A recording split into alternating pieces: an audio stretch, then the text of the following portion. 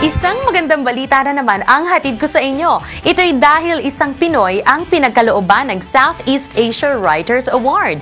Ang nasabing Pinoy poet ay si Romulo Bakiran Jr. Kasama ni Bakiran na binigyang parangal sa Bangkok, Thailand ang ibang writers mula sa Brunei, Indonesia, Laos, Malaysia, Singapore, Thailand at Vietnam. Ang nasabing award ay personal na ipinagkaloob ni Thai Princess Sirivannavari Nariratana. Ang mga awardees ay pinili ng kanilang mga kasamahan mula sa 10 ASEAN countries. Dahil sa award, kahanay na ni Bakiran ang mga kilalang Pinoy writers tulad nina Nick Joaquin, Dr. Isagani Cruz, Bienvenido Santos at iba pa. Si Bakiran ay isang assistant professor sa University of the Philippines College of Arts and Letters. Nakapag-publish na rin siya ng 2 tula na mga tula ng paglusong at onyx. Nakatakda na ring i-publish ang kanyang 2010 Palanca Award-winning poetry collection na Parokya.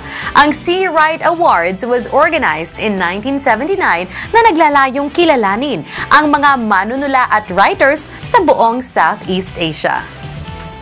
Napakasarap talaga maging Pinoy dahil sa mga ganitong klaseng balita. Kaya naman muling tumutok dito sa segment na nagpapagaan ng ating mga pakiramdam. Ako po si Sugar para sa Good News.